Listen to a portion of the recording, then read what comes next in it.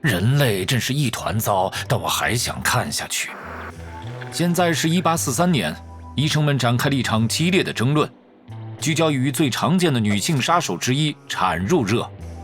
产褥热在分娩后几天内就会发作，造成逾70%的感染者死亡，并且没人知道这种病的起因。产科医生查尔斯·梅格斯提出一个理论，在观察到腹部发炎的病人会出现产褥热后，他声称腹部炎症就是引起产褥热的原因。大部分医疗机构都支持他的理论。得了吧，看来我只好教他们一点质疑精神了。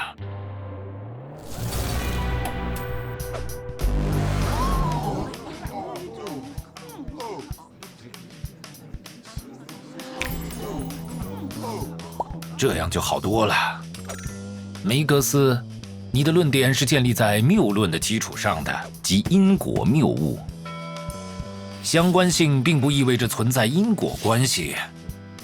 当两种现象经常同时发生时，并不一定说明一种现象导致了另一种现象。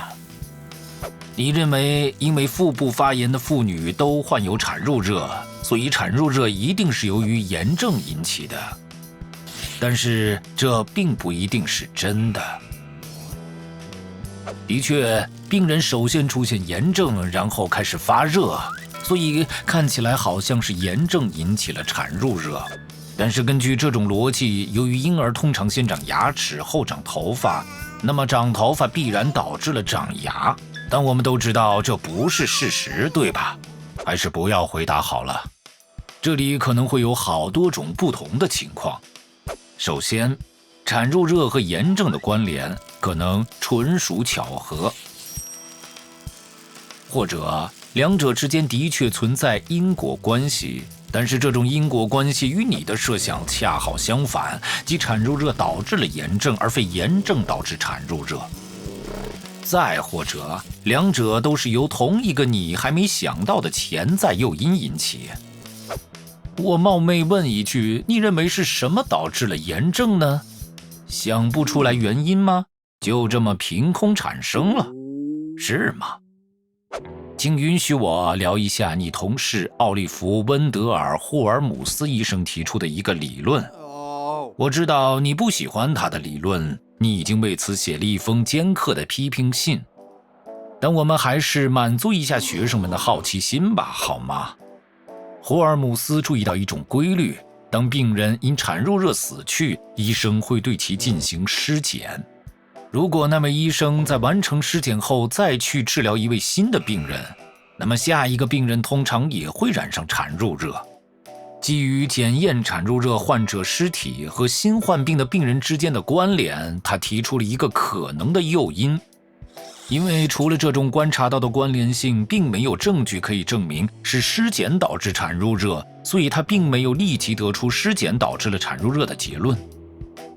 相反，他认为医生可能通过他们双手和手术器械上一种看不见的污染物感染了病人。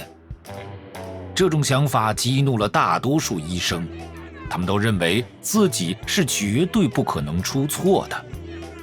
就像梅格斯一样，他拒绝相信自己的行为有可能让病人陷入困境。他带有缺陷的理论并没有为下一步研究留下任何空间，但霍尔姆斯的主张却恰恰相反。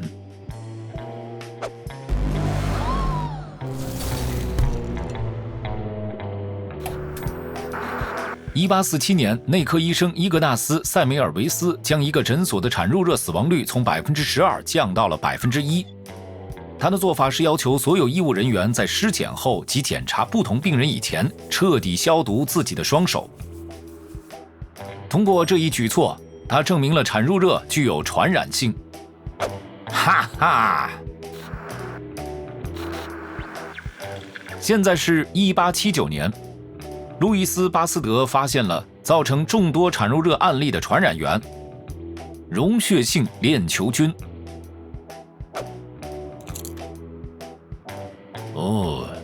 我的薯条凉了，那一定是因为我的冰激凌化了。观看视频，不断提升逻辑推理能力。订阅我们的频道，或许某一天您会需要运用这些工具来解决道德困境。